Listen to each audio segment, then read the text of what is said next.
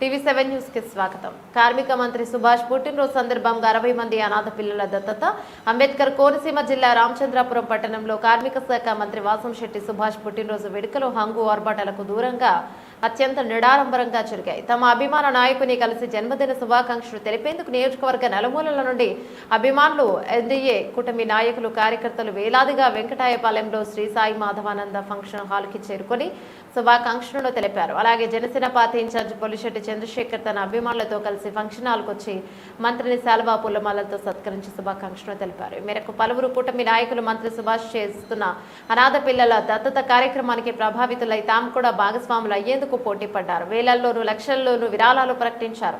మంత్రి సుభాష్ కి శుభాకాంక్షలు తెలిపేందుకు ఆయన అభిమానులు సామాన్య ప్రజలే కాక వివిధ శాఖల ప్రభుత్వ అధికారులు, దివ్యాంగులు సైతం ఉత్సాహం చూపించారు. మంత్రి సుభాష్ జన్మదిన వేడుకలు సందర్భంగా రక్తదానం, ఉచిత కంటి వైద్య శిబిరాలను ఏర్పాటు చేస్తారు. అలాగే 60 మంది అనాథ పిల్లలను దత్తత తీసుకుని కూటమి నాయకులతో కలిసి వారి బాధ్యతను తీసుకున్నారు. కార్యక్రమంలో డాక్టర్ మడక రాంబాబు, చింతపల్లి వీరభద్రరావు, గరికపాటి సూర్యనారాయణమూర్తి, పెంకె సాంబశివరావు, కంచుమర్తి బాబురావు, మేడిశెట్టి శేషారావు, మేడిశెట్టి సూర్యనారాయణ, చందమామ, వాసు, ఉండవల్లి శివ, కడియాల రాఘవన్, తాడాల బుజ్జి, అన్యం రాము, ఆకుల రామాయణరావు, నారాయణరావు, చవాకుల నారాయణమూర్తి, డాక్టర్ బాబు, డ్వాక్రా సంఘాల తదితరులు పాల్గొన్నారు.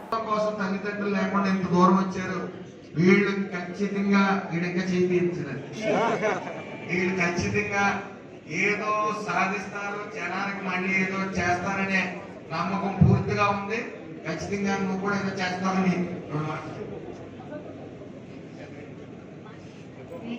ఇంజనీరింగ్ అవ్వాలన్నట్టుగా ఇంజనీరింగ్ మన రామచంద్రపురంలో డెవలప్ చేసి ఎంతో టెక్నాలజీ తెచ్చి ఎంతో మందికి ఉద్యోగం ఇవ్వాలని నేను అనుకుంటున్నాను.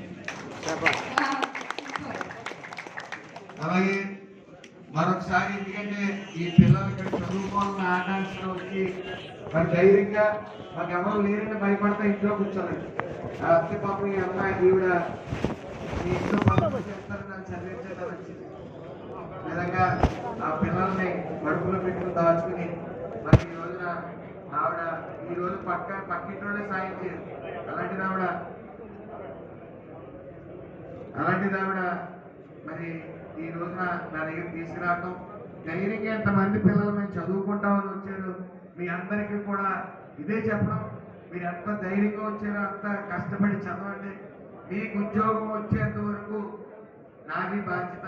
మీకు ఉద్యోగం ఇప్పించడంలో కూడా మీ వెన్నుముక్కగా నేను నిలుస్తాను. అలాగే నాతో పాటు నేను కాకుండా చాలా మంది మీకు హెల్ప్ చేశారు కాబట్టి చదువు విషయంలో అందరికీ ఒకసారి థ్యాంక్స్ చెప్పండి. అందరూ థ్యాంక్స్ చెప్పండి. అందరూ ఒకసారి అందరూ ఒకేసారి చెప్తారమ్మా. నేను రెడీ 1 2 3 అని చెప్తాను, అప్పుడు అందరూ ఒకేసారి thank you minister sir and team అని చెప్పండి. ఓకేనా? రెడీ 1 2 3.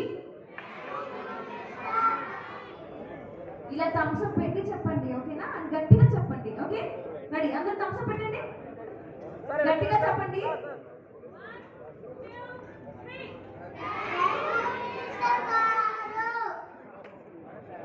తదుపరి ఈ పిల్లల్ని ఇవాళ వచ్చిన 20 లక్షల్లోంచి ఎవరైతే చదివిస్తున్నారో వాళ్ళ పేర్లు రాసుకుని త్వరలో మనం సమావేశం ఏర్పాటు చేసి ఈ యొక్క సహాయం చేసిన ఆ పెద్దలందరినీ కూడా పరిచయం చేసి వాళ్ళకి ఎవరినైతే దత్తత ఇచ్చామో వాళ్ళ ద్వారా మనం సమావేశం ఏర్పాటు చేయడం జరుగుతుంది.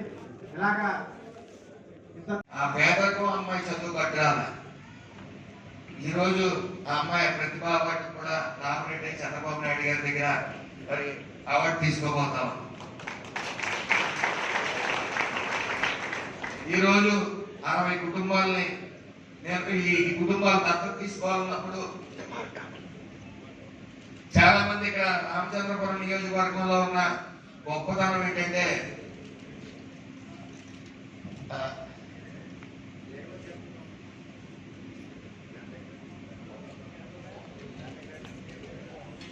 వాళ్ళు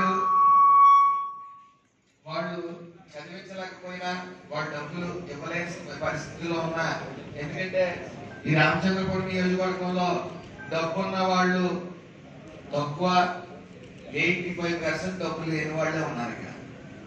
అయినప్పటికీ వాళ్ళు ఏ సమస్య వచ్చినా సరే ఆ ఊళ్ళో ఆ పేదరికంతో ఉన్న వాళ్ళని మొత్తం 50 మంది 60 మంది తీసుకురావడం చూశాను. మరి నేను పుట్టిన ప్రదేశం అమలాపురంలో ఎవరు కుటుంబంతో పాటు ఇంకో కుటుంబం వస్తారు తప్ప 50-60 గ్రామం అంతా కదిలిన ఇక్కడ గ్రామం అంతా కూడా కదిలిస్తా ఉంది. నాకు కూడా ఒక గ్రామం అంతా కదిలొచ్చింది. ఇతను చాలా లేనివాడు ఇల్లు కట్టే వాళ్ళకి. అలాగే ఇక్కడ కుప్పిశెట్టి రామకృష్ణ వచ్చిన ఏడైనా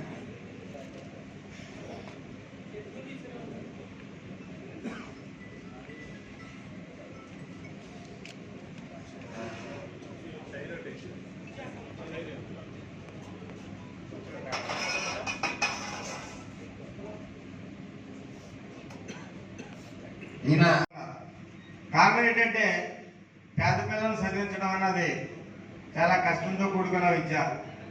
ఇది ఇంచుమించు ఈరోజు దగ్గరగా ఒక 60 నుంచి 70 మంది మాకు పేర్లు ఇవ్వడం జరిగింది. వాళ్ళందరినీ కూడా ఒక 40 మంది దాకా పరిశీలించడం జరిగింది. ఆ 40 మందిని శాంక్షన్ చేయడం జరిగింది వాళ్ళకి చదివించడానికి. అలాగే ఈరోజు 14 మంది 16 మంది వేల రిజిస్ట్రేషన్ చేసుకున్నారు. వాళ్ళని కూడా త్వరలో పరిశీలించి వీళ్ళందరికీ కూడా విద్యాపరంగా హెల్త్ పరంగా మేము దత్తత తీసుకుంటున్నారు సుభాష్ గారు. ఆ పేర్లన్నీ కూడా ఇప్పుడు మా యొక్క యూనిట్ చదువుతారు. ఈ యొక్క సందమామవాసి గారు ఇచ్చిన 5 లక్షలతోటి కనీసం 8 నుంచి 10 మంది పిల్లల్ని ఆయన తరఫున చదివించడం జరుగుతుంది. త్వరలో అది కూడా ఎవరెవరి తరఫుని ఎవరెవరికి ఆయన సాయం చేసి చదివిస్తున్నారన్నది కూడా పత్రికాముఖంగాను పబ్లిక్ గాను మేము ప్రకటించి దాన్ని మేము చేస్తాం. ఇది కొంతమంది డబ్బులు వసూలు చేస్తున్నారు, ఎవరో ఇందాక అన్నారట డబ్బులు వసూలు చేయట్లేదని. ఎవరిని అడగలేదు, ఎవరిని చేయలేదు. వాళ్ళు దాతృత్వం సాగుకుంటున్నారు. పేద ప్రజల్ని తల్లి తండ్రులు లేని పిల్లల్ని చదివించడానికి ముందరకు వచ్చి ఇచ్చినదే మాత్రమే. ఇదంతా కూడా పబ్లిక్ చేయడం జరుగుతుంది. ఎవరు చదివిస్తున్నారు సుభాష్ గారి ద్వారా అన్నది కూడా పబ్లిక్ చేయడం జరుగుతుంది. కాబట్టి ఈ యొక్క కార్యక్రమంలో వారు విరివిగా 20 లక్షల రూపాయల దాకా మాకు ఇచ్చారంటే వారందరికీ కూడా శిరస్సు ఉంచి నమస్కారాలు తెలియజేసుకుంటున్నాను. త్వరలో మా యొక్క మీటింగ్ పెట్టి ఎవరినెవరు చదివిస్తున్నారు, ఎవరి ద్వారా ఎవరు చదువుతున్నారు అని కూడా ప్రకటించడం జరుగుతుంది. కాబట్టి మీరందరూ కూడా విషయాన్ని అర్థం చేసుకుని ఇప్పుడు ఒక్కొక్కళ్ళగా అందరినీ పిలుస్తాం. పేర్లు చదువుతారు. పేర్లు చదివిన తర్వాత మేము ఎవరిని చదివిస్తున్నాం, ఎలా చదివిస్తున్నాం అన్నది కూడా విశ్లేషణ చేస్తారు మా టీము. కాబట్టి ఇంకా నేను సందేశం ఇస్తున్నాను, ఇక్కడ పెద్దలందరూ ఉన్నారు. ఎవరైనా సరే వాళ్ళ పరిధిలో తల్లిదండ్రులు లేని పిల్లలు కానీ అలాగే ఎవరు పట్టించుకోకుండా అనారోగ్యంగా ఉన్న వ్యక్తులు కానీ ఎవరైనా ఉంటే తీసుకొచ్చి మాకు అత్యుత్తమే దత్తత తీసుకుంటాం. ఎంతమందినైనా సరే అంటే ఊరికినే తీసుకొచ్చి ఎవరినో తీసుకొచ్చి వీళ్ళకి ఇచ్చేయండి అంటే ఇచ్చేయం. వాళ్ళ ఇంటికి వెళ్ళి పరిశీలించి వాళ్ళ పరిస్థితులు గతులు పరిశీలించి లేని వాళ్ళందరికీ కూడా నియోజకవర్గమే కాదు జిల్లా అంతట్లోనూ కూడా మేము ఎంతమంది ఉన్నా సరే దత్తత తీసుకుంటాం. కానీ ఎంచేతంటే మాకు అటువంటి వ్యక్తులు నియోజకవర్గంలో ఉన్నారు. ఒకవేళ సుభాష్ గారు చిన్న పిలుపుకి 20 లక్షలు వచ్చిందంటే నేను ఆశ్చర్యపోయాను.